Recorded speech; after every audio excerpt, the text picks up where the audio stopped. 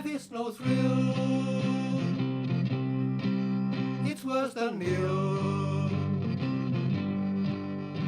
So draw the right conclusion. Let them be still.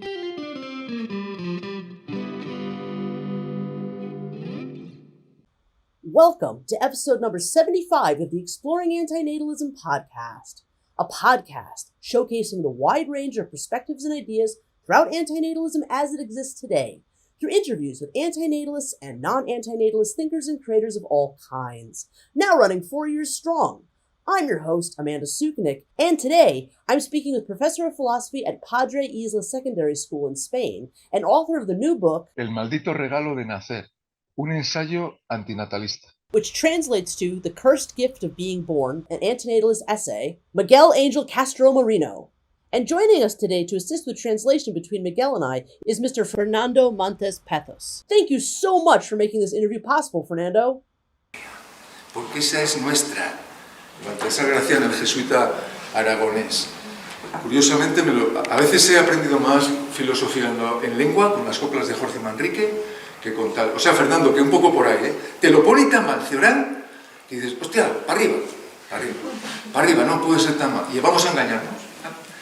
Sí, venga, más cosas si queréis. Y ya acabamos en... Begoña, ¿usted está bien? Pues yo, si usted está bien, yo también. Un beso, hombre. Hágase león. Ay, Dios mío.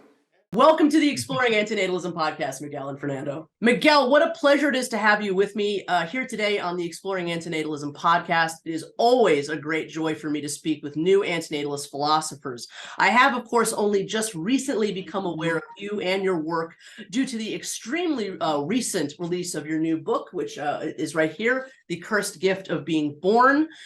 Miguel, before we begin speaking about your new book, there's just a few questions I'd like to ask to start us off with. So first, let's begin. Who is Miguel? Who is the? Yeah.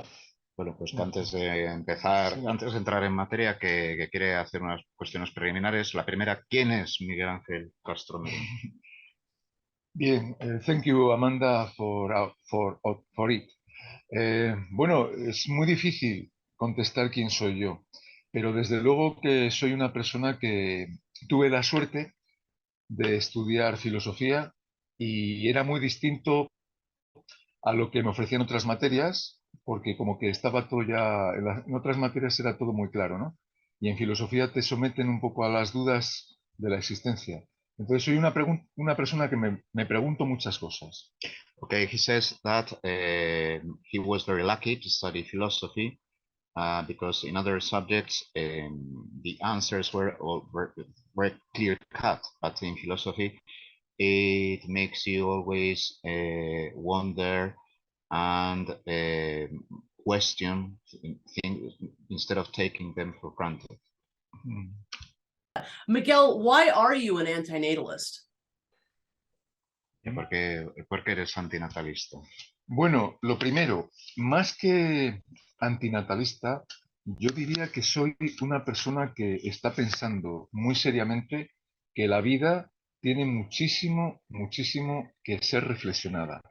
Entonces creo que hay que plantearse mucho el traer hijos a la vida, Creo que más que antinatalista, creo que soy una persona que está reflexionando mucho sobre el valor de la vida y creo que hay que pensar si es prudente, ético, traer hijos a la vida.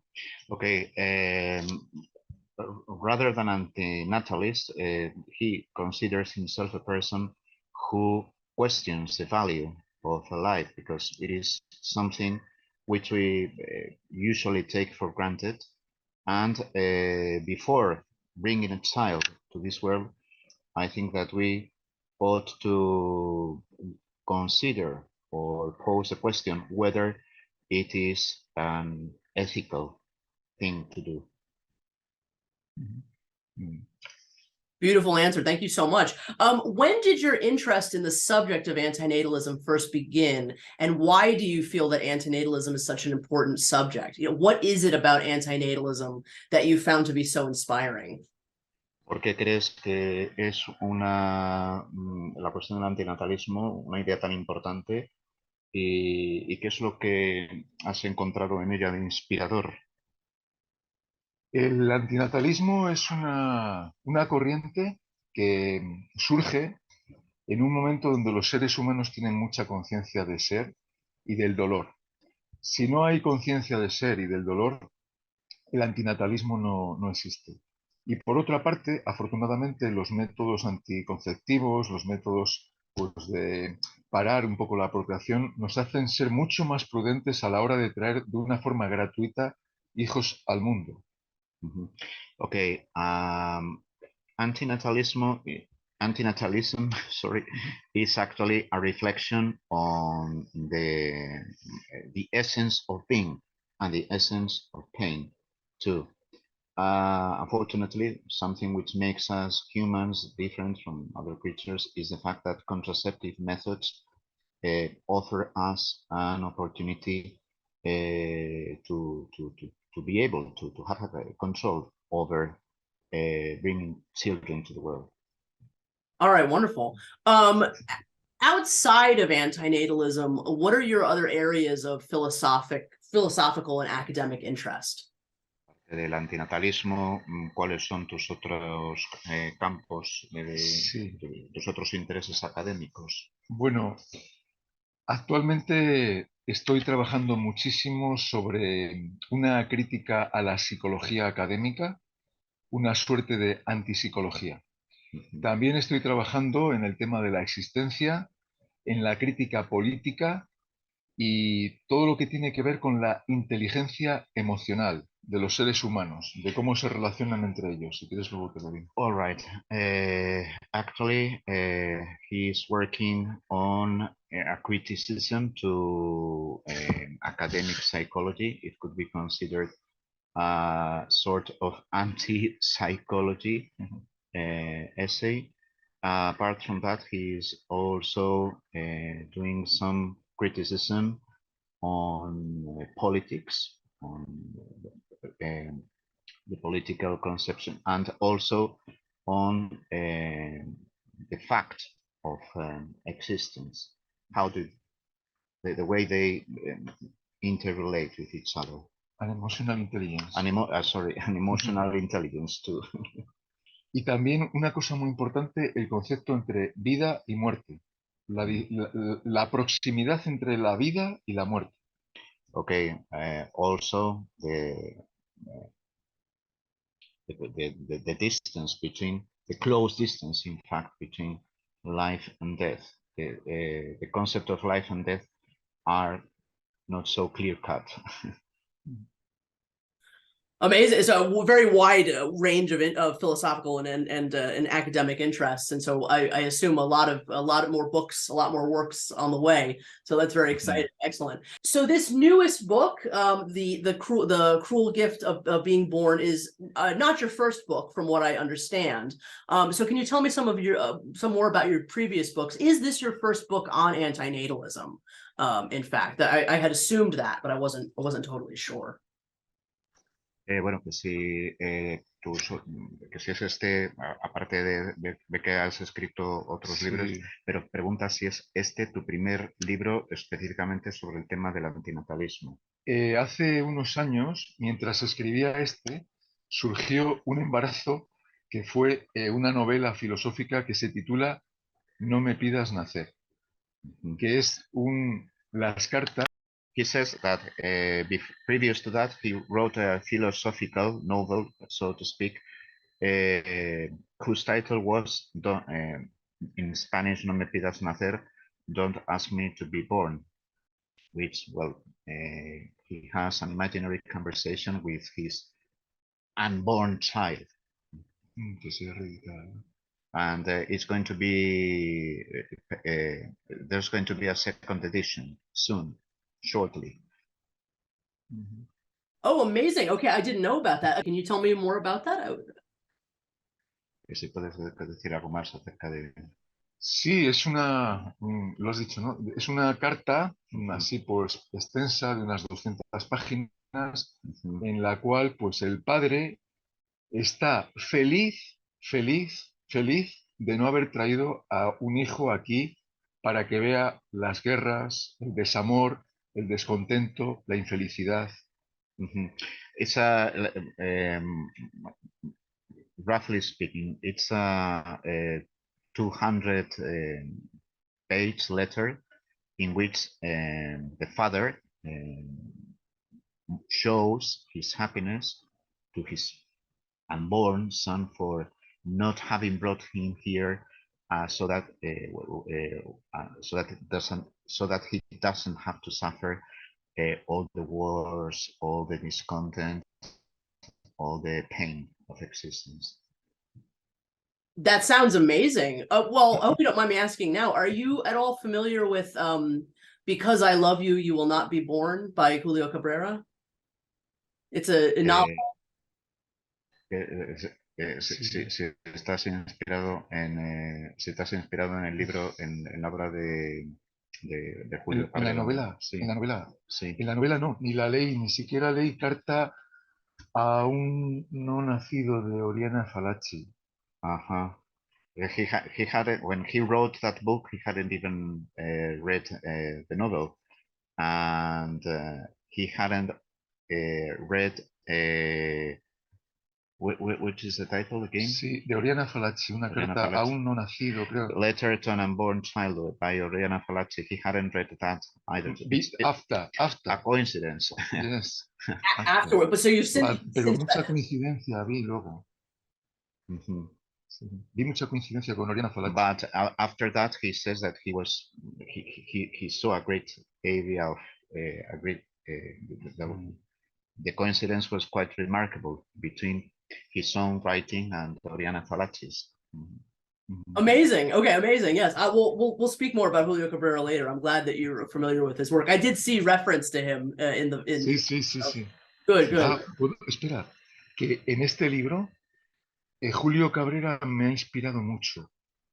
Anteriormente Schopenhauer y Cioran, pero Julio Cabrera creo que es un gran maestro. Julio, he says that Julio Cabrera has been a great master to him.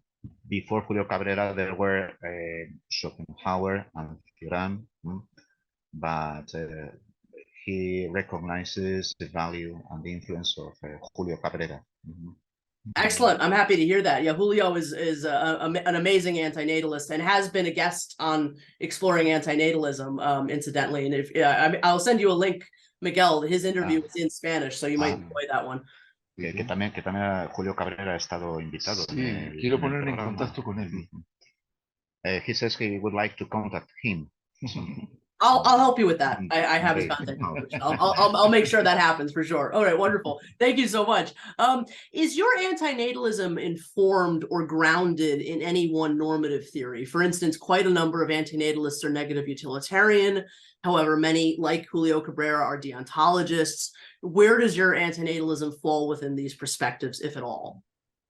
Que cuáles son las bases que informan tu antinatalismo, si está basado en alguna teoría, porque por ejemplo hay antinatalistas que son utilitarios negativos, como Julio Cabrera, o también ¿dónde se situaría tu Mi postura no es utilitarista, es más bien existencialista. No es que haya que dejar de traer niños porque si no el planeta pues se consume, sino que es una postura que reconsidera el sufrimiento humano. Okay, his position is not an utilitarian, it's rather existentialist. Okay, it is not a matter of not bringing children to the world because we are damaging the planet or something. No, it's based on existentialism, pure existentialism. Okay? It's a reaction to ética, again to pain. It's an ethical position mainly. Excellent. So this pure suffering focused antinatalism. All right, that's that I can definitely agree with that. All right, thank you. How do you feel antinatalism intersects, if at all, with other social and ethical issues such as atheism, the right to die, and veganism? ¿Qué puntos de encuentro hay entre el antinatalismo y otros asuntos de relevancia ética como el ateísmo, Sí, el sí. derecho a morir Sí. y el veganismo? Yo veo muchísimos puntos de encuentro entre el ateísmo y el antinatalismo, porque Dios es como el freno, o mejor, el que motiva a que la gente siga trayendo hijos. En el momento que rompemos con la idea de Dios, el antinatalismo brota. Mhm. All right, he says that antinatalism and atheism are very close because God is a sort of brake, or perhaps if you give me the liberty, perhaps I should say accelerator that motivates us to bring children to the world. From the moment that you question the idea of God, then antinatalism springs out. Mm. I agree 100%. I agree 100%. If you don't mind me adding, Fernando, I just wanted to ask Miguel quickly if he's aware of how much Christian antinatalism there is, though. Bueno, que si eres consciente de, bueno, la reacción del cristianismo frente al antinatalismo. Sí, de hecho publiqué hace un año Dios y la democracia, en el cual, en ese libro, trituraba, destruía la idea de Dios, sea cristiano, musulmán, y la democracia, porque la democracia también se las trae y tiene que ser criticada. Before this one, he wrote another essay which is called Dios y la democracia, God and Democracy, in which he destroyed the idea of God, and it's I love it. I love it. and also put the idea of democracy into question, because democracy is one of those ideas that we also take for granted, and it must be criticized. It ought to be. Excellent. Okay. And I'm sorry, let me just ask again. Do you, Miguel, do you have any thoughts on the intersection between antinatalism and the right to die and veganism or animal rights? ¿Ves una relación entre el antinatalismo y el derecho a morir, a la muerte digna? Sí, sí, yo creo que sí. Yo creo que desde, por ejemplo, David Hume estaba a favor del suicidio en una de sus obras cortas. Creo que estas ideas de existencia tienen que ser poco a poco limadas por la nueva sociedad. Ahora, también se necesita una reflexión filosófica muy seria en este particular. All right, he says, for example, thinkers like David Hume worked on the idea of suicide. Therefore, it is an idea that ought to be seriously considered in this society. Okay? All right, excellent. Thank you so much to both of you. Miguel, does your antinatalism extend into extinctionism? Are you an extinctionist antinatalist? Que si es lo mismo, si el antinatalismo tiene que ver con el extincionismo, y si te consideras a ti mismo un extincionista. La pregunta es complicada y la respuesta lo es más. Yo creo que cuando vemos que un oso come salmones y los destruye, eso provoca dolor. Si vamos a las fuentes de Buda, por ejemplo, del budismo, vemos que la realidad tiende al estado cero, al nirvana.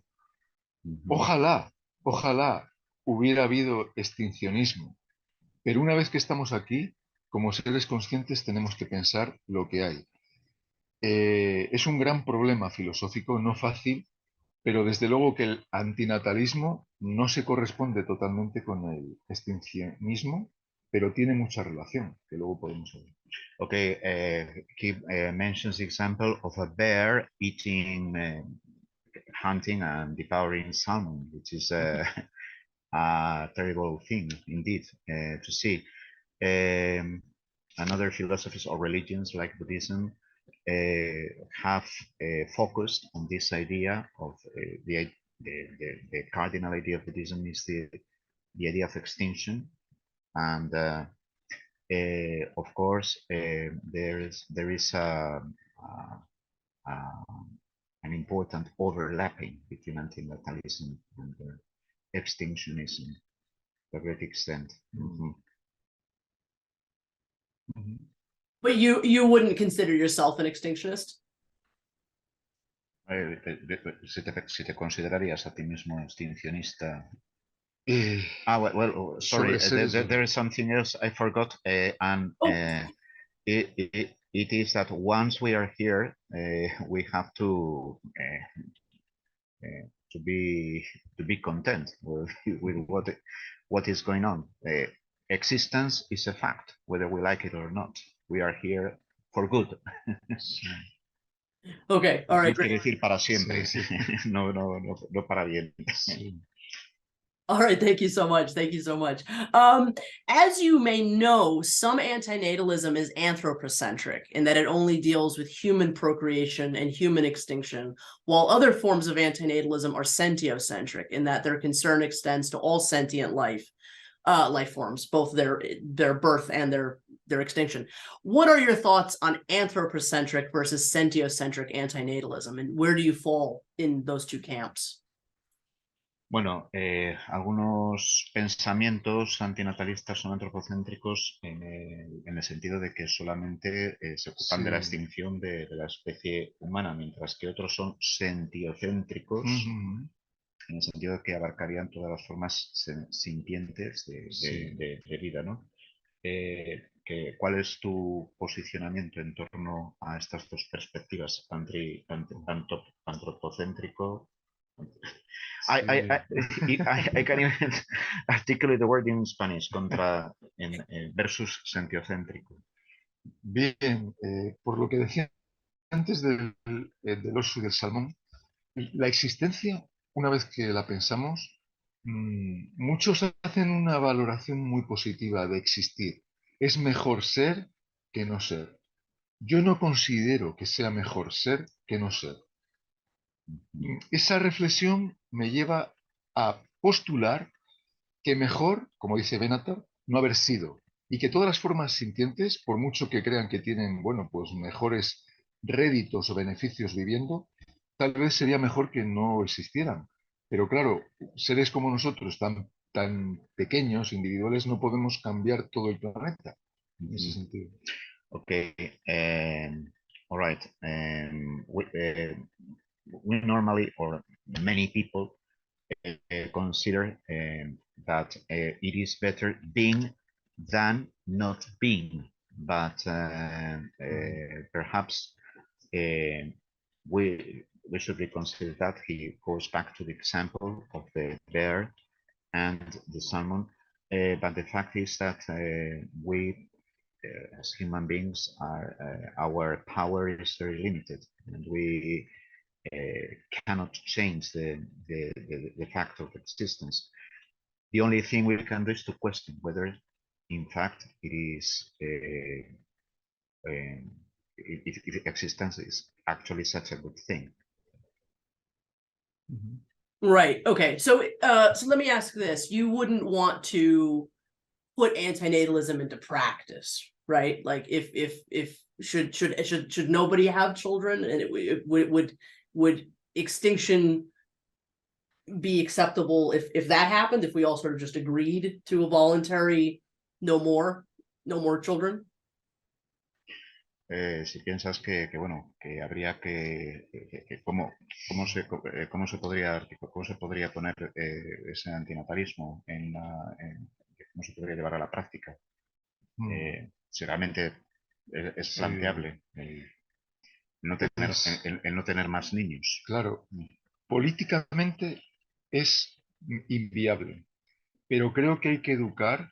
Yo a mis alumnos el otro día hicimos un debate, Fernando estaba conmigo, y después del debate me han dicho que les ha hecho pensar, que han estado el fin de semana, el weekend, pensando en eso, Las ideas antinatalistas, filosóficamente, rigurosamente explicadas, deben ser expuestas ante la opinión pública, porque no son un capricho.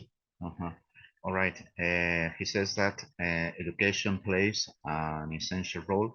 The other day, there was a debate in our school, which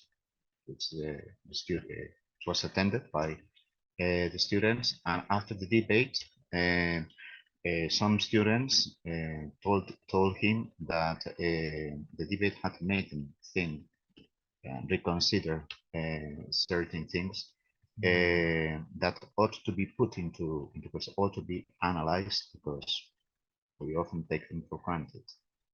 And the education, the role of the role of education is very important, definitely. And pardon me, this debate was on the subject of antinatalism or other subjects? Que si fue, bueno, I was present there too. Oh, okay. Se centró en el tema del antinatalismo. Only, ¿es la vida un regalo? Only, yes. The topic was, is life a present? So it was only focused on, or basically focused on antinatalism. Yeah. Amazing. I acted as a moderator myself. Oh, incredible. And so that was at the school that you both work at. And so, may I ask, they're high school students? So they're young people, and you're the only antinatalist philosopher I know of that teaches children that young and is presenting these ideas to people that young, and I find that really remarkable. Que eres el único filósofo que conocía que enseña a alumnos tan jóvenes y que les hable del antinatalismo a gente tan joven. Me sorprendió una niña de 15 años, yo creo que a ti también, bueno, 14, que dijo que la vida no es un regalo, y sin haber leído a Julio Cabrera o a mí, dijo que era una imposición. La vida es una imposición. Una niña inteligente, muy preocupada por las cuestiones filosóficas. He was impressed by and surprised by girls, a 15-year-old student who said that life was no present without having read his book or Julio Cabrera's. Una imposición. Sometimes yes, he saw life as an imposition, okay? And both, I can say that both of us were quite surprised by her. Yeah, that's extraordinary. There's one other antinatalist philosopher actually worked at the university I went to, the School of the Art Institute of Chicago. His name is Raja Halwani, and he's the only one that I know of that teaches undergraduates. So again, I think you're the first to actually present these ideas to people so young, within an academic environment. So, congrats on that. It's quite amazing. Yeah. Rosente de Oro, que es el primero que, bueno, habrá más, que has abierto camino en este sentido, de enseñar a gente tan joven. All right, we have two more questions before then we'll get to the book. So outside of Wikipedia, antinatalism is still not included or defined by any dictionary in the world in any language. I have actually personally campaigned twice to have the word added into the Oxford English Dictionary with no success, unfortunately. And in addition to this, even the Wikipedia definition keeps changing. There's been many different iterations of the Wikipedia definition. So antinatalism has yet to be properly defined, yet to be become a full, actually legitimized word anywhere in the world. So how do you feel that antinatalism should be defined? Bueno, que no hay ningún diccionario en el mundo que incluya la palabra antinatalismo, que ya se haya llevado a cabo dos campañas para intentar que se incluya en el Oxford English Dictionary, equivalente al diccionario de la RAE. ¿Y cómo crees tú que debería definirse el término antinatalismo, una definición de diccionario? Bueno, pues en principio es una pregunta difícil, claro, pero sería como una cuestión filosófica de plantearse la existencia, la procreación y el valor de la vida, ¿no? desde un punto de vista riguroso. Entonces, antinatalismo tal vez es una palabra que tiene dificultad porque antinatalismo tiene cierta complejidad, pero tal vez se podría, bueno, pues no sustituir, pero sí también, pues en principio, empezar a sugerir el término porque ese término genera la realidad, en cierta manera. No obstante, ahí sí que me veo yo un poco no muy capaz para responder, porque antinatalismo yo creo que es más bien el tema de la procreación de la existencia, y ahí sí que me veo un poco perdido. Okay, antinatalism, the word antinatalism is closely connected with the problem of procreation, and well, he thinks that it ought to be taken into consideration because the word generates the idea, but he doesn't feel very confident when creating a dictionary, a clear-cut definition. No obstante, creo que es muy necesario acciones pues como las que está haciendo ella y en muchos puntos, ¿no? De que no vean la existencia como lo inercial, que hay que considerar mucho.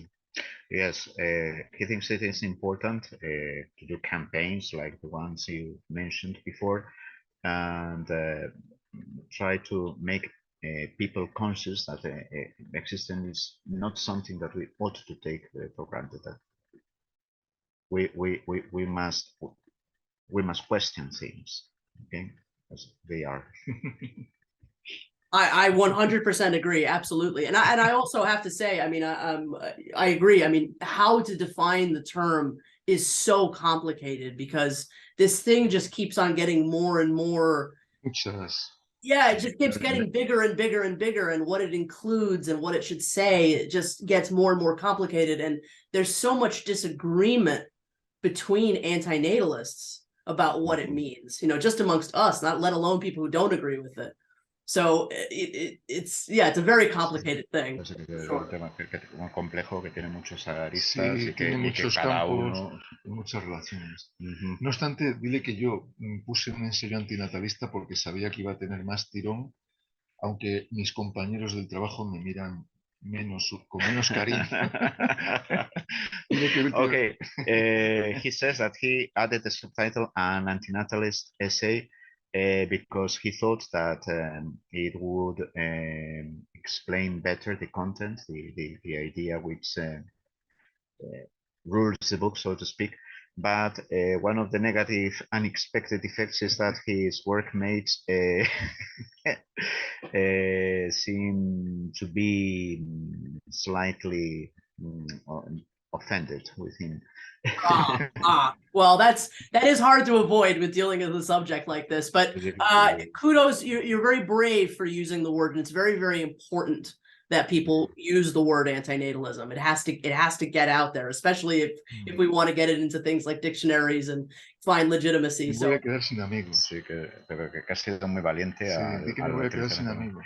He says, well, that he's going to run out of friends. I know how that feels. Yeah, it's okay. You're making new friends. You got a whole antinatalist community now. Creo que los vas a matar. New amigos. Yeah. Excellent. Well, again, I think I think you made the right choice despite all of that. So yeah. Que cree que hiciste la elección estoy muy contento, muy satisfecho. He's very proud. Primero la verdad. Happy. Primero la verdad. The truth first. The truth first, exactly. Yes, you have much to be proud of for doing that. Absolutely. Miguel, in addition to being a philosophical position, No, que tienes que sentirte orgulloso. Bien, satisfecho. Satisfecho. More than that. Orgulloso is the word. Proud. Sí. Pardon me. Yes, of course. Miguel, in addition to being a philosophical position, antinatalism is also a growing activist movement. And for the last few years, we've begun to see the emergence of things like antinatalist street activism, the growth of antinatalist art, and even a few proto nonprofit organizations like Stop Having Kids in the United States. And then I have an collective, it's not really an organization, called Antinatalism International. What are your thoughts about, you know, antinatalism emerging as not just a philosophy, not just a philosophical position, but also an art movement and also an activist movement as well? Bueno, vamos a que hay un activismo, un movimiento antinatalista en la calle muy importante. Existe también el antinatalista e incluso hay organizaciones que son como parecidas a las ONGs, como es el caso de Stop Having Kids en Estados Unidos. Y que bueno, ¿qué opinas tú, o la que ya pertenece, Antinatalismo Internacional? Y si que cómo ves tú que el antinatalismo salga de los foros académicos, los debates filosóficos, para si valoras positivamente el que haya un activismo, el que salga a la calle, el movimiento? Sí, lo valoro positivamente. Me parece que es todo lo que tenga que ver con la dimensión política del antinatalismo, me parece muy correcto y ok, perfecto. Me parece que hay que llevar una labor pedagógica como no se ha hecho hasta ahora.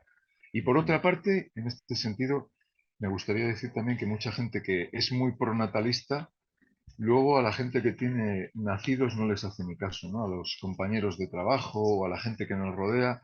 Es muy curiosa esta ironía de la vida cuando decimos yo soy muy pronatalista, como las iglesias católicas, etcétera, y luego con los vivos los tienen totalmente desamparados. All right. He says that he insists on the role of education, and it's important to bring this debate to the streets. But apart from that, he's shocked or disgusted at the fact that many people who consider themselves pronatalists and so on, however, are quite thoughtless towards their workmates and are very selfish indeed. There is this strong chasm, so to speak, between what they preach and what they do.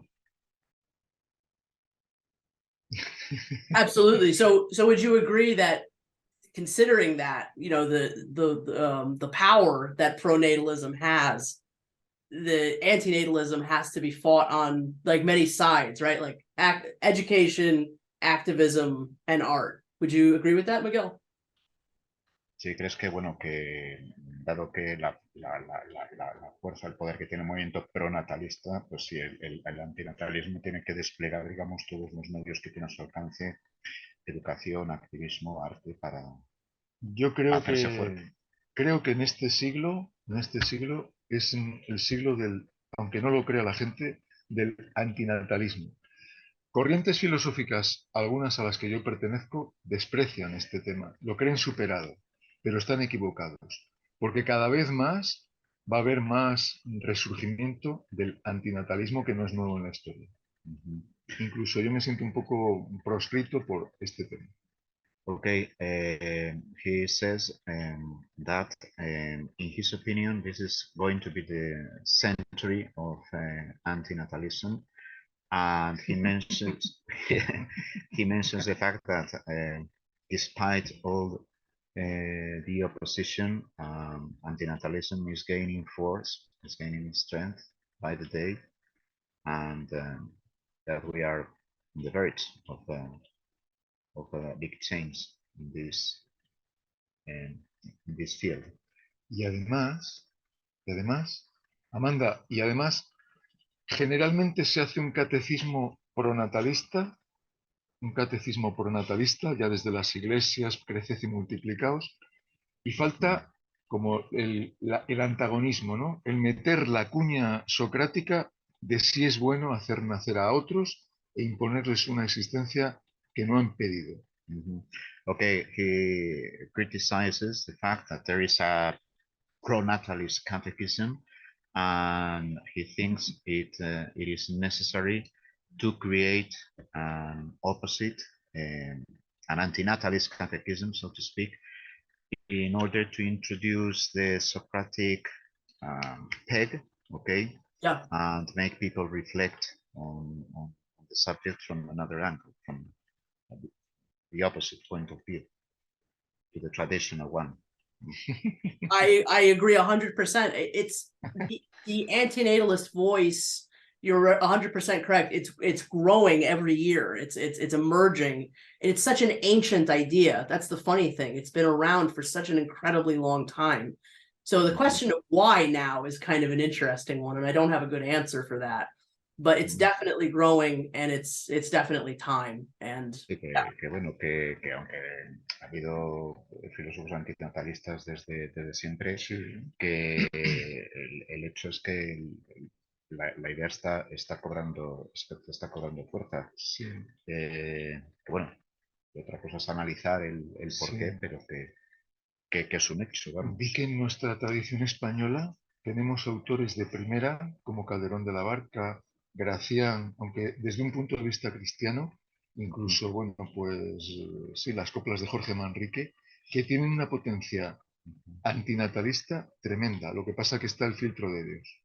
All right. He mentions the fact, he also mentioned it in the book, because I have read it, that there are Spanish writers like Baltasar Gracián, Calderón de la Barca, Jorge Manrique, Francisco de Quevedo, who have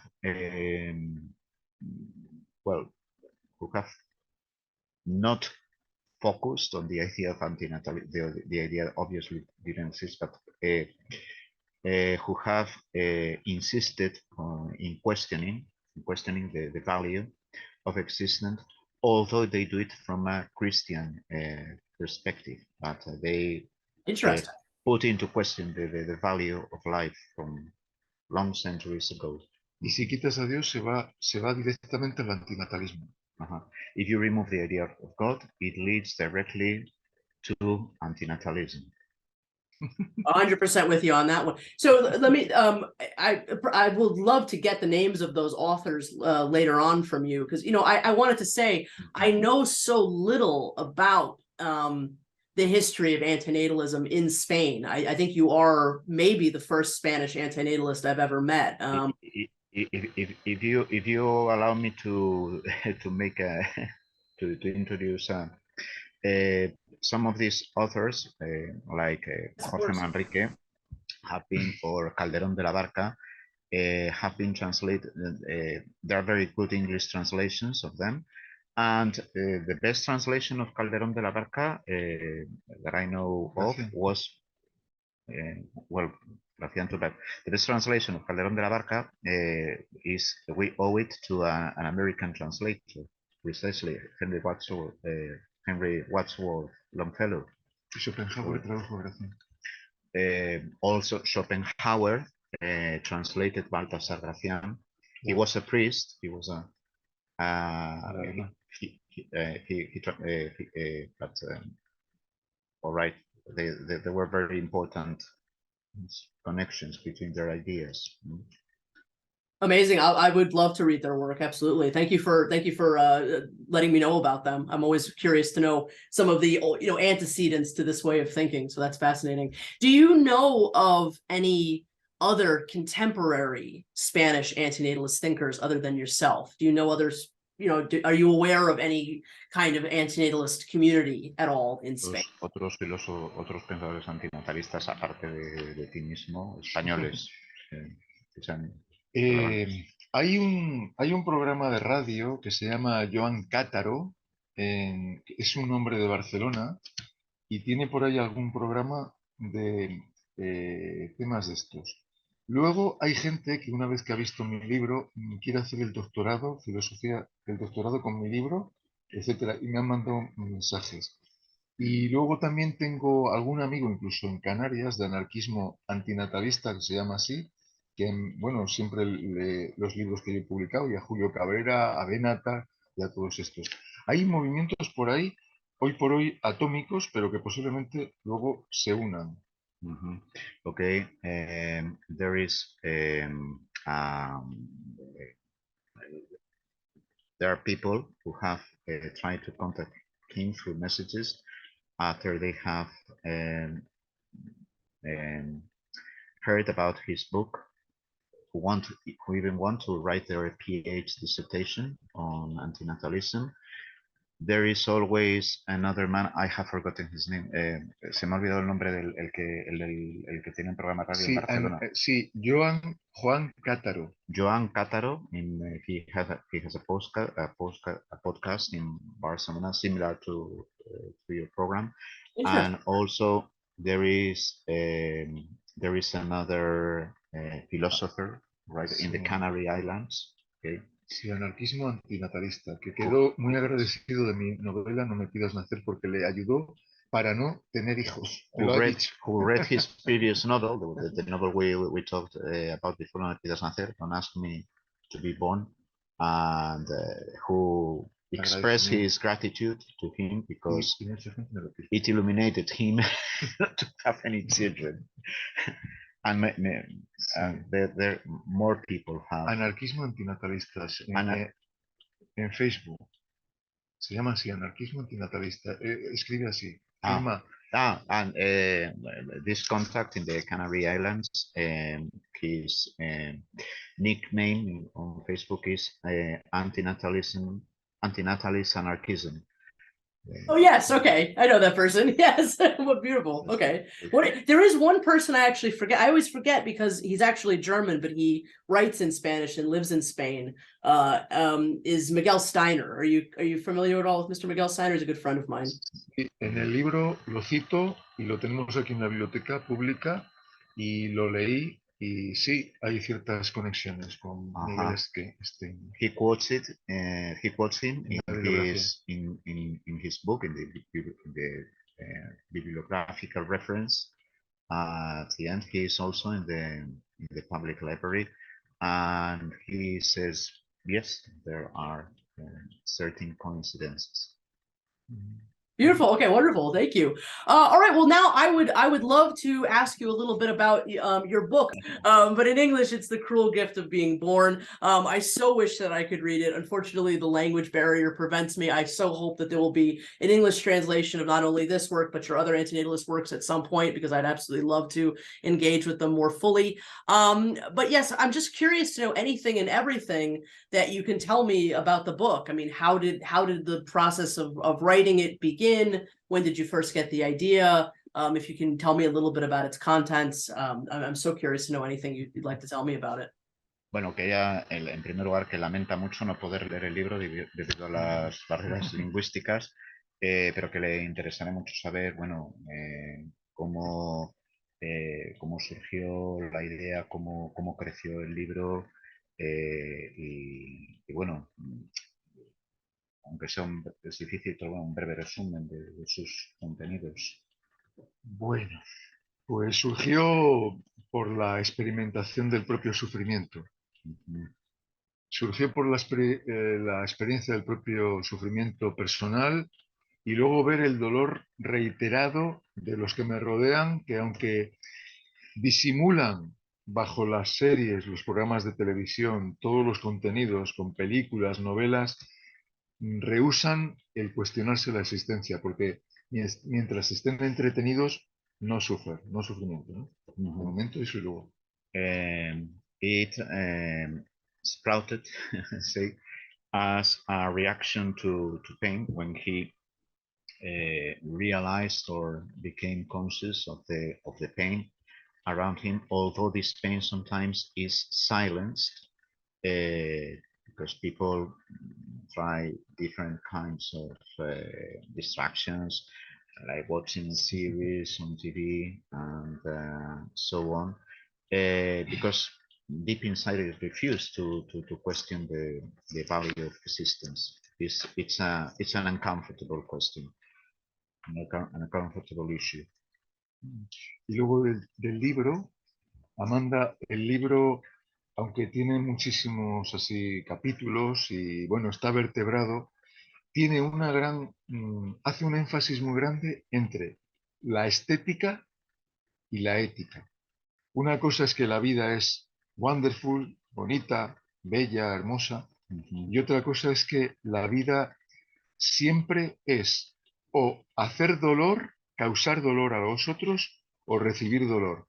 Aquí hay un término que yo, bueno, creo que lo he usado por primera vez en esta literatura, que lo llamo el acoso vitalicio.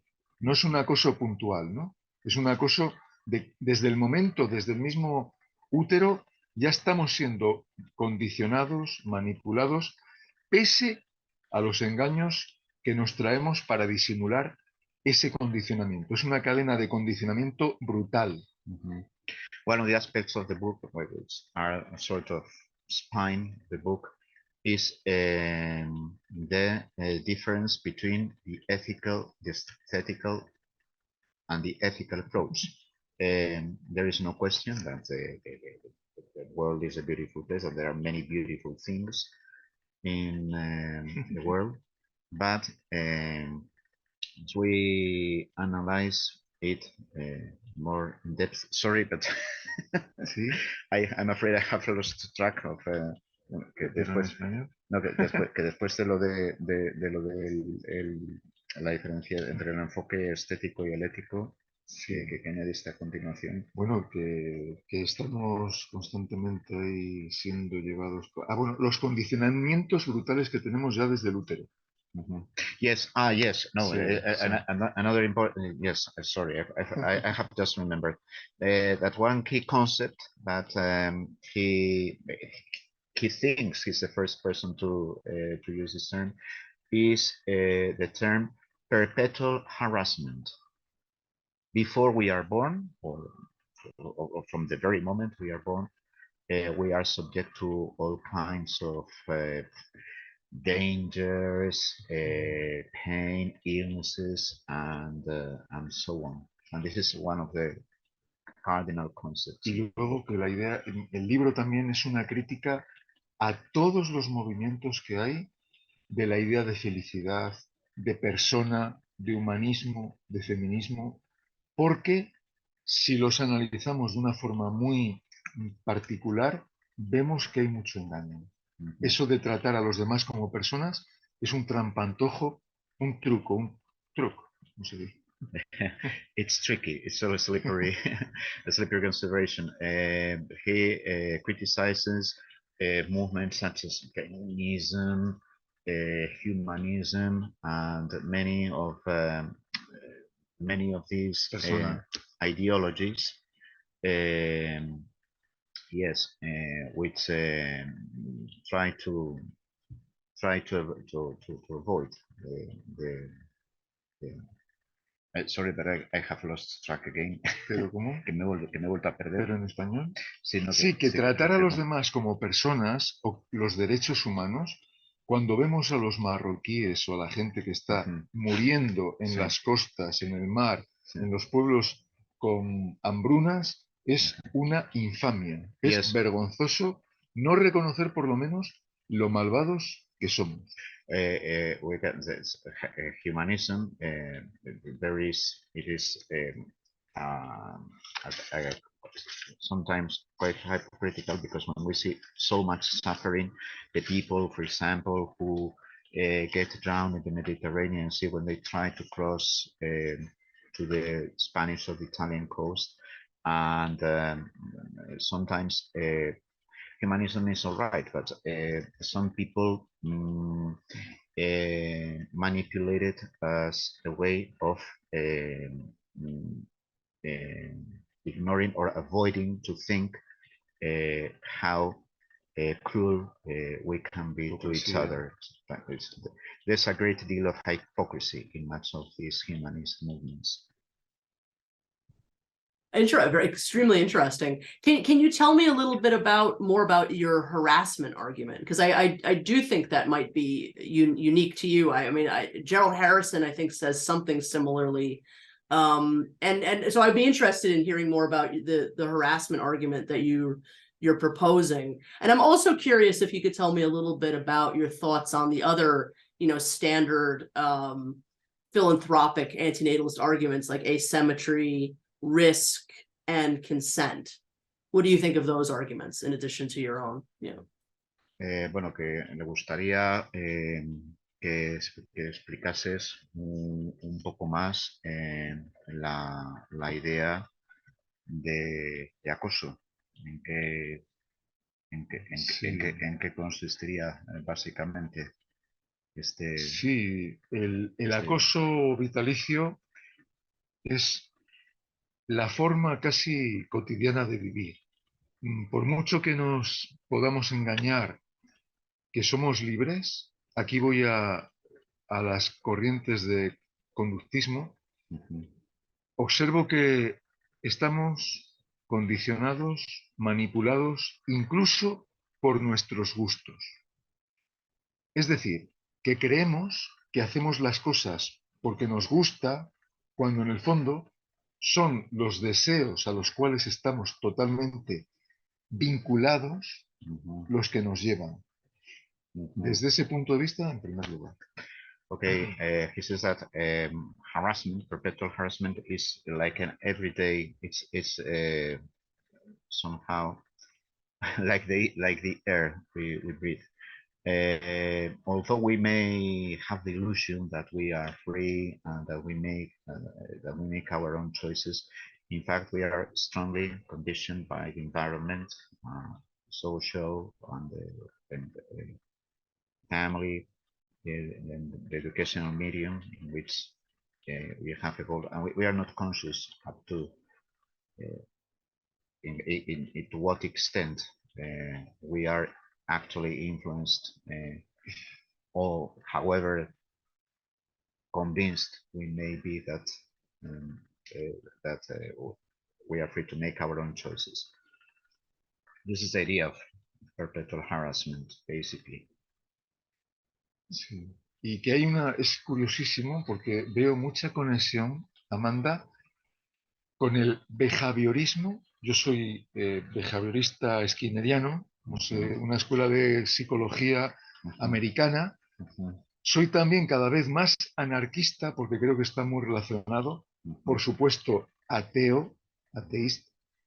Y veo unas conexiones entre estas ideas que te llevan también a confluir, a dar más fuerza todavía a estos argumentos.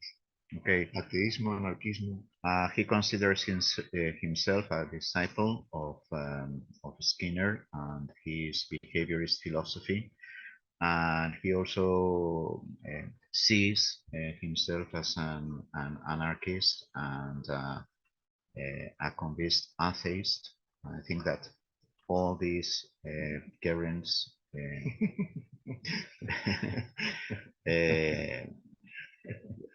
come to the same point, reinforce the idea of antinatalism. Pero también creo que es muy importante la compasión con el budismo y entender lo que pasa, porque la gente no se entera de nada.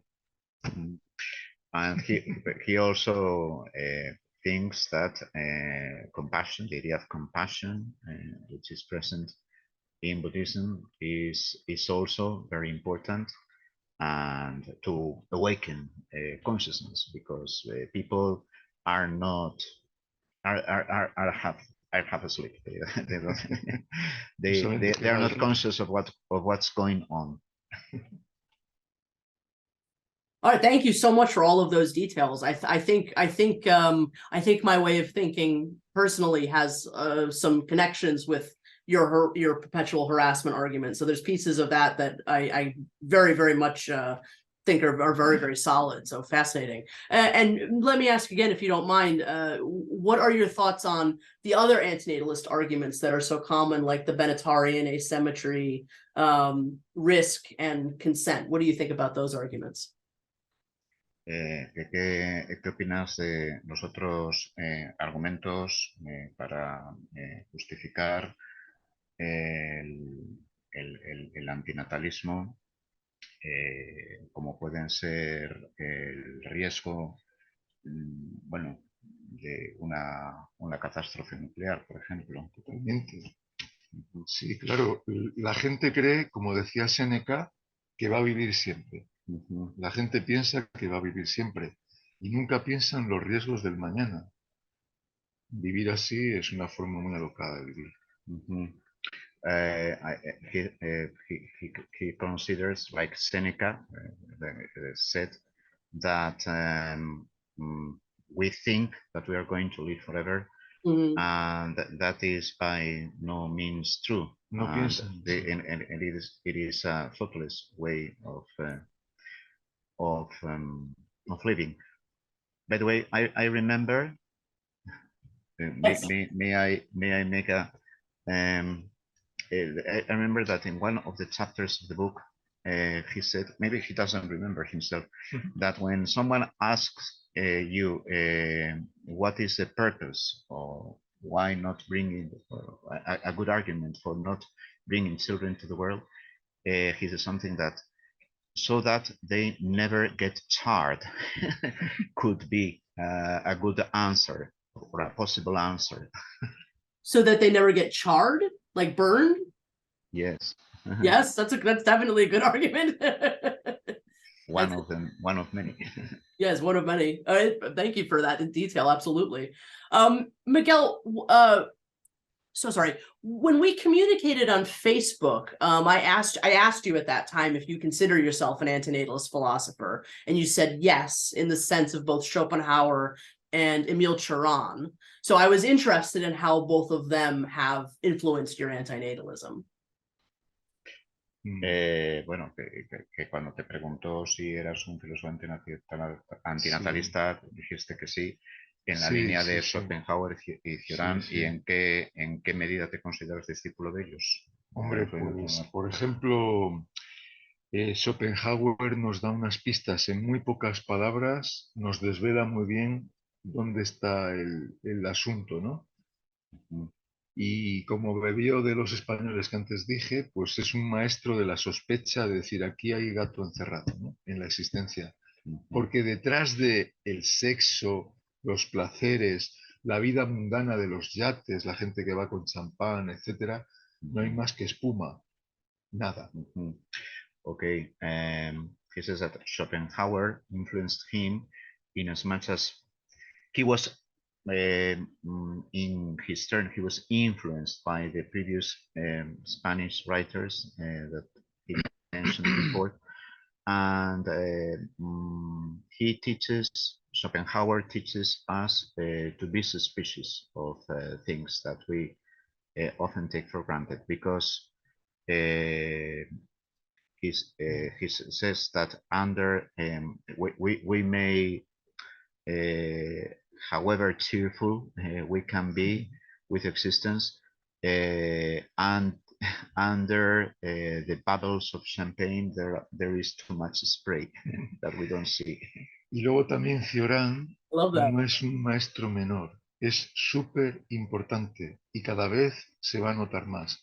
Un filósofo que vivía en un ático ahí pobre va a tener una fuerza cada vez mayor, porque es un autor muy denso y no se le trata en la academia como merecen, igual que Schopenhauer, pero tal vez mejor, porque esa fuerza que tienen en la marginalidad va a ser la que salga de esas márgenes. He mentions Cioran, who is a philosopher who has not been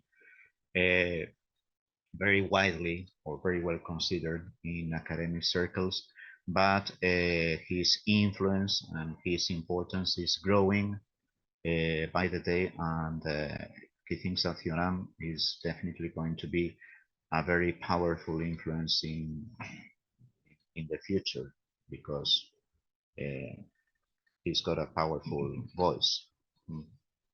I very much agree. Thank you so much for your thoughts on both of them. And what are your thoughts on more contemporary antinatalism? So what do you think, and what is your familiarity with other antinatalist philosophers like David Benatar, Sienna Schifrin, Mati Hairi, and Julio Cabrera? And I also noticed in your references, you made a reference to Fernando Vallejo. But I was also very happy to see that. So I'd love to know your thoughts on as many of those people as you might be familiar with. Yeah. Bueno, bueno, ¿en qué medida crees que, bueno, que Sí, te han influido los antinatalistas contemporáneos? David sí. Benatar, Julio Cabrera, Fernando Vallejo. Benatar menos que Cabrera, porque Cabrera publicó el libro 10 años antes que Benatar, pero como escribe en español, ha sido más difícilmente ha sido menos reconocido por ese problema del inglés. Pero Fernando Vallejo me parece muy interesante por esa forma de exponer lo que muchos pensamos con ese desparpajo. Okay, he says that Benatar influence has not been as strong as Julio Cabrera. Julio Cabrera wrote his book 10 years before Benatar did, but his influence hasn't been so strong due to the fact that he wrote it in Spanish, and well, English is more international, you see. And that may be the reason why he has not received so much recognition. And as for Fernando Vallejo, well, he says that he is quite impressed by how confident he sounds in his presentation of the topic. Y dos, Corinne Mayer, psicoanalista belga que vive en Francia, Corinne Mayer, publicó un libro que se titula No Kids, en el cual recomendaba, ella tiene 2 hijos, que no trajeran hijos las mujeres porque les iba a obstaculizar una vida mínimamente de desarrollo, y luego te digo. Corinne Mayer, a Belgian psychologist who wrote a book titled No Kids. She is a mother of 2 kids herself, but however, she insisted on the idea of not bringing any more children to this world. Y Luis Bulfi, un español de Barcelona, en 1915, publicó un libro que se titula Huelga de vientres, para que no trajeran pobres para ser totalmente esclavizados por el trabajo. Huelga de vientres.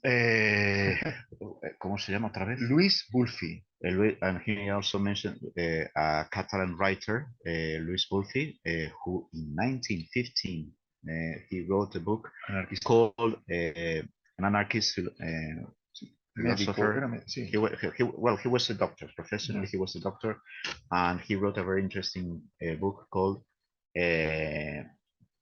Strike on Pregnancy. Amazing. I did not heard of that. Sí. Huelga de vientres. The author of No Kids, I'm somewhat familiar with that book. Although I've never spoken to the author before. And she was also a guest at that recent conference you had, right? Que ha estado invitada en el programa, Corinne Mayer. Vale. Yo veré. I will see. Amazing. Yeah, but thank you for your thoughts on all of those people. I agree with you about Fernando Vallejo. I mean, he has a very striking way of speaking. Very, very, very, very controversial thinker. But it's nice to see somebody bring him up because not a lot of people know about him. Sí, que es controvertido. Sí, bueno, que es un pensador controvertido, sí, y que quizás pues por ese motivo no mucha gente le conoce, ¿no? Sí, en Colombia se le lee mucho, aquí en España también. He's well known in Colombia, but and also in Spain, but maybe sí, novelas. He has written novels, but maybe he has not so much international projection. Pero tiene su éxito, ¿eh? But he's been quite successful. Yeah, absolutely. So about that wonderful sculpture. So the front cover of your book features this very interesting bust of an infant, and I noticed makes an appearance on your Facebook page, and you showed it to us a little bit earlier. What can you tell me about the significance of this sculpture? Did you do this sculpture, or please tell me more about it? Sorry, you're asking him if he did the sculpture himself. Yeah. Que cuál es el significado de la escultura y que si la hiciste tú. No, ya hubiera querido, no. Okay, La compré con mi mujer por ahí y es una esculturina de estas que nos acompaña, que es como casi mejor que esté así, que no haya sido un ser humano lleno de deseos y de dolor. Okay, he said he didn't make the sculpture himself. okay. He and his wife bought it somewhere, and he prefers it to be. I think it's much better for him to be that way instead of a human being full of pain and suffering. Ah, I see. Yes. I've often thought the same. It'd be nice to just be an inanimate object. For sure. Oh, well, thank you for that.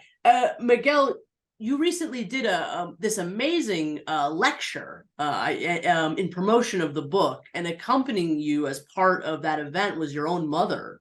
And the event was indeed filmed, and the video is now available on your YouTube channel. I have watched it. Unfortunately, I couldn't understand any of it, of course, but it was a remarkable video, as are many of the videos that you make on your YouTube channel. I highly recommend everybody go subscribe to Miguel's YouTube channel. But anyway, it looked like an extremely powerful event, and I'd really love to know more about this event.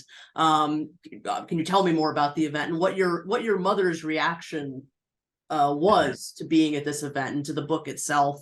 And I'd love to hear a little bit about the effect that your antinatalism has had on the relationship between you and your parents. I mean, I know it's a very personal subject. I hope you don't mind me asking, but yeah, I'd really love to hear more about that. Bueno, que ha visto en el vídeo de YouTube que te acompañaba tu madre en la presentación del libro, que ya vio que era un evento muy impactante, ¿no? Que por cierto ha recomendado la suscripción a tu canal de YouTube. Y bueno, la pregunta concreta es la pregunta concreta es cuál ha sido la reacción de tu madre al enterarse de la existencia de este libro, y de qué sabe que es una pregunta muy personal, pero de qué manera ha influido este libro en tu relación con tus padres, con tus propios padres. Bueno, mi padre ya murió, pero mi madre es una mujer que siempre me ayudó mucho a estudiar. Es decir, que siempre me ha permitido... Mi herencia ha sido el estudio, el poder estudiar. Y siempre me ha dejado muy libre. Entonces, con ella no he tenido ningún problema. Ella tiene su filosofía y yo tengo la mía. A veces hablamos, filosofamos, y ella dice que, bueno, que qué cosas tengo, y yo le digo qué cosas tiene ella, ¿no? Pero bueno, que yo estoy muy contento de que haya estado mi madre el otro día, porque la vida es muy rápida, efímera, y entonces estoy encantado de que me hubiera acompañado. Well, his father died a long time ago. His mother has always been very helpful with him in his studies. She has always supported him, and she's a very respectful woman because she has her own ideas of her own philosophy. He has her own philosophy, and there has always been mutual respect, and he thinks that it is great, and his reaction has always been very understanding. So not the slightest problem. That's wonderful. I'm really happy to hear that. It's there's many antinatalists in the world who don't know how to talk about these ideas with their parents, and that's a big subject of conversation in antinatalist communities. Like how do you speak about these ideas with one's parents? And there's all kinds of there's families that have been really deeply negatively affected by either the parents' antinatalism later on in life or the child's antinatalism. And so this was a very positive example of the antinatalism between a parent and child that has evidently gone very, very well. So it was a really, really beautiful video for that reason. Que bueno, que ella se alegra mucho, que le causa gran satisfacción ver que, a diferencia de otros filósofos antinatalistas que en sus relaciones con sus padres este es un tema tabú del que no quieren hablar y tal, pues que ella se alegra mucho de ver que bueno, la relación tan buena que tenéis y lo respetuosos que vamos. Respetuosos y bueno, incluso cariñosos. Sí, ¿no? además yo creo que esto me une más que a ella, porque reconozco, bueno, pues es una venganza mía hacia ella. He says that he feels even closer to her, more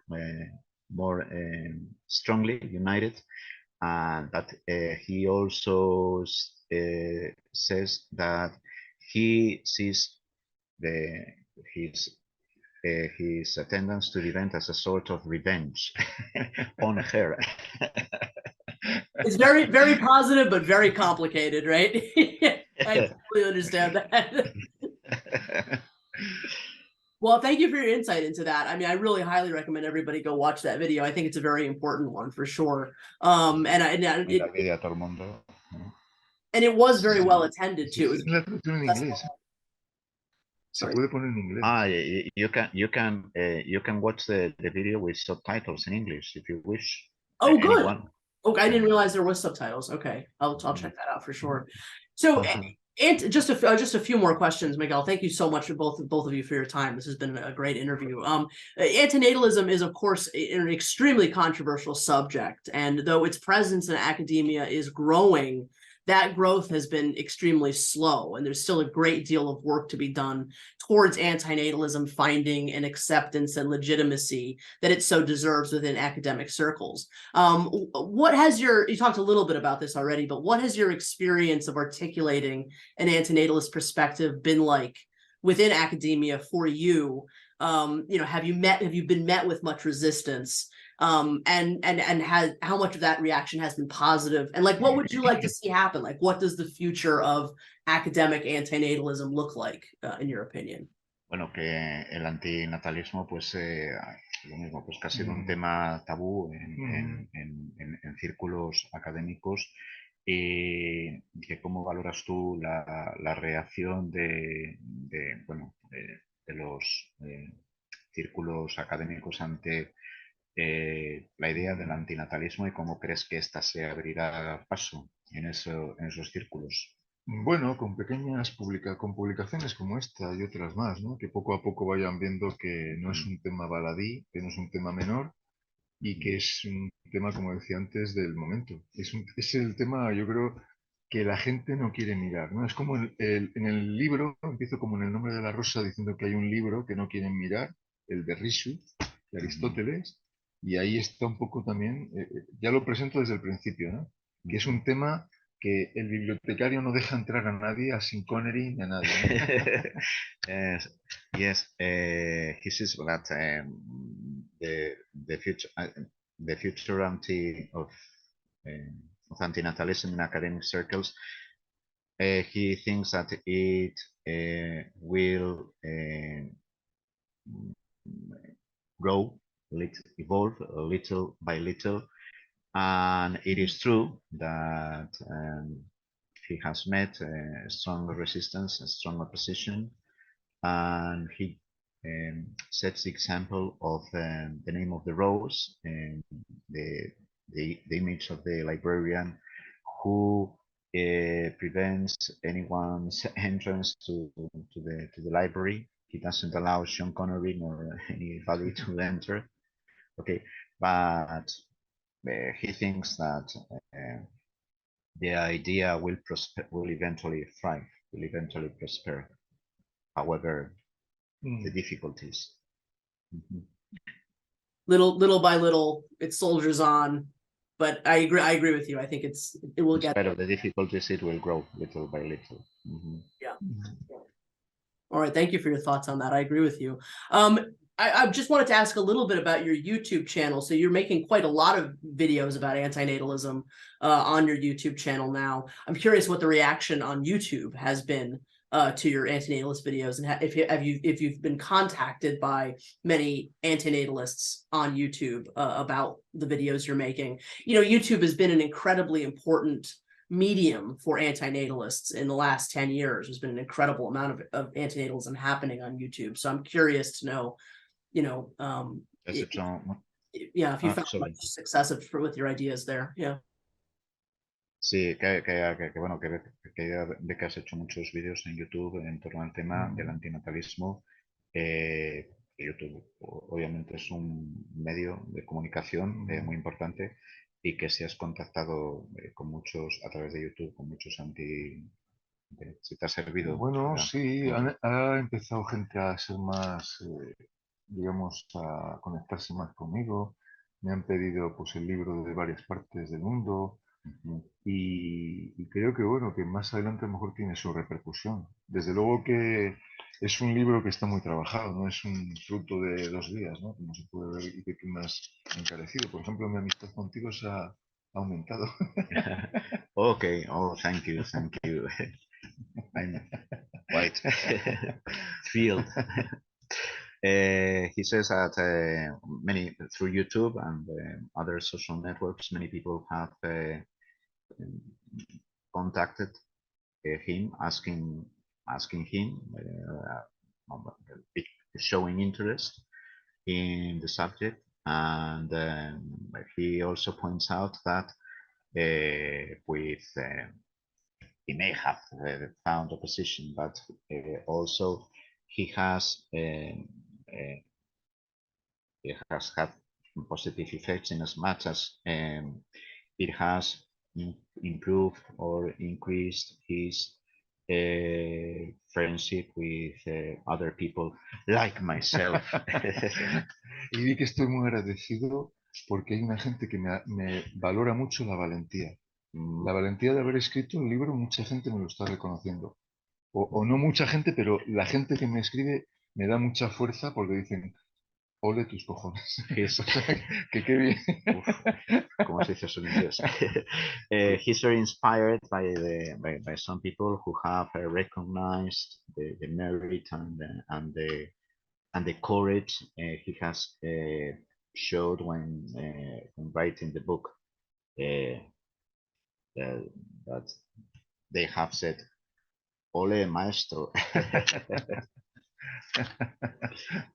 I'm glad to hear. Well, your courage is very recognized here too. I'm really very impressed and very pleased to have found the work that you're doing. So to that end, you know, I really hope that the work that you're doing becomes available to a wider audience. I so hope that there will be an English translation at some point, and then a publication in more places in the world. May I ask you if there are any plans at this point to do a translation, if that's something that you're seeking?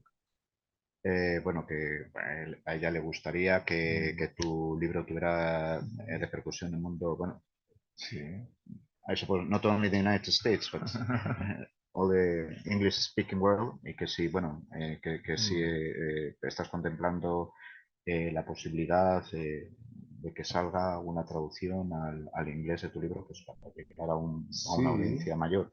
Sí, espero si llego a la jubilación, cosa que no lo sé, ¿no? Pues sí me gustaría que esta obra fuera traducida al inglés y que tuviera mayor conocimiento, bueno, sí, cuanto antes. Yes, he hopes that when he's retired, the sooner he retires, the better. He points out that he hopes that his work will be translated into English someday, and so that it has a wider repercussion, international, and of course it's a strong wish. He hopes to see come true someday. Well, I'll very much be keeping my fingers crossed. I if there's anything I can do to make that happen, I will do my, I really want to see that happen for sure. So do you think that antinatalism will remain an important part of your work moving forward? Do you have plans to do more works on the subject? Now, you spoke a little bit about this already, but I just ask again. And regardless, what's next for you? What are you working on next? I know you've just released this, but yeah.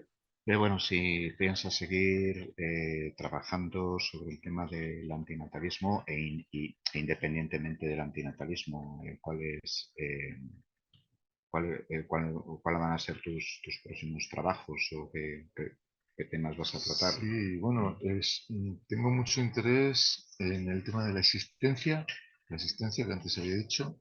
Y sí, este tema yo creo que hay que seguir trabajando en ello, porque creo que, como decía antes, los filósofos académicos creen que lo más importante son otras cosas de política, ética, y luego olvidan una cuestión crucial que si es de recibo traer hijos al mundo y tal, ¿no? Entonces sí, si sigo con vida, pues voy a seguir en este tema y en los que antes he dicho, de psicología, de tal, sí. The problem of existence, he thinks it's a crucial issue, and of course he intends to publish more works on the subject of antinatalism, but without forgetting other fields such as psychology, conductism, etc. Behaviorism. All right, wonderful. Lots to look forward to. So, Miguel, where can people find you on the internet, and how can people best support your works moving forward? Bueno, que sí, ¿cómo crees en qué medida crees que Internet, las redes sociales podrían constituir un apoyo para tu obra en el futuro? Bueno, con más vídeos de YouTube, con interviews como la de Amanda, un poco conectando con más gente, un poco cada vez haciendo más énfasis en la publicidad, pues antinatalista o en este sentido, ¿no? I think that the way to make his work known to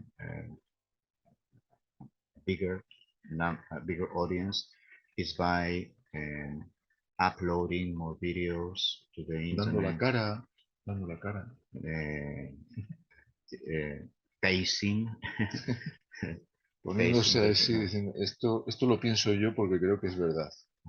Stating his point of view with conviction, and little by little, he hopes that the movement will develop. And I'm confident it will. So wonderful. The fight goes on and on.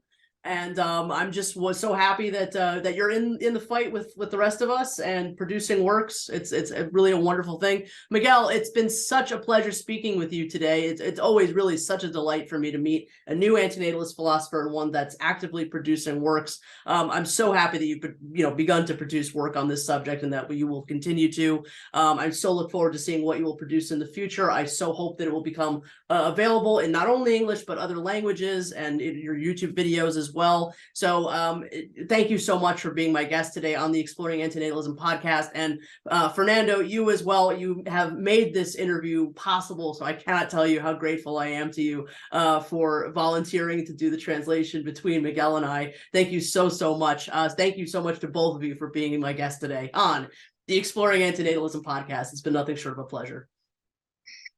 Y bueno, que nos está muy agradecidos a los dos, que espera que en el futuro pues tu pensamiento tenga una amplia repercusión, que espera también pues que sea traducido a tu libro al mayor número de lenguas posibles. No solamente inglés, y que bueno, pues que es muy gratificante el el haberte tenido en su programa, el haber conocido Sí, a un, sí. a un pensador como tú. Pues yo estoy muy agradecido a Fernando y a ti, Amanda, por este encuentro, así a tantos kilómetros de distancia, y luego también reivindicar, pues en la filosofía, no dejar los temas tan importantes como es este de pasada, ¿no? O sea, no dejarlos como si fueran cosa menor, sino ver que el sufrimiento de los semejantes, el que esta vida nos regala con cánceres, con la muerte de nuestros padres, con la muerte segura nuestra, pues que es algo para meditar, ¿no? Muy agradecido a ti, Amanda, a Fernando y eso. He is very grateful to you and to me, and he points out that it is important that people start meditating on such questions, the tragedies of existence, such as the death of our um, dearest people, and the absolutely certain the death of ourselves. Absolutely, absolutely. Well, gracias, Fernando and Miguel. This has really been, I've really had a great time speaking with both of you. Thank you so much. Thank you very much. It's been a pleasure. Thanks. Check out the links in the description to find where you can buy Miguel's new book, subscribe to him on YouTube, and follow him on Facebook. Thank you for listening to the Exploring Antinatalism Podcast. Please follow the podcast on Facebook, Twitter, Instagram, and YouTube. Exploring Antinatalism can also be heard on Google Podcasts, Apple Podcasts, Buzzsprout, Stitcher, SoundCloud, Amazon.com, and so many other platforms. You can email me at exploringantinatalism@gmail.com. Website designed by Visions Noirs. Please follow him at www.bionoir.com and follow him on Instagram. Logo art by Life Sucks. Please subscribe to him on YouTube and check out his shop on Etsy at www.etsy.com/shop/lifesuckspublishing. Music by Mati Hairi. You can hear the whole song, Life is a Sexually Transmitted Disease with a Mortality Rate of 100%, by following the link in the description, and make sure to also read his academic paper which inspired the song. If you must give them a gift, then give them the gift of non-existence, in the Cambridge Quarterly of Healthcare Ethics on cambridge.org. Links below. All the best, and bye for now. Life is no thrill compared to nil. Life is no thrill. It's worse than nil. So draw the right conclusion. Let them be still.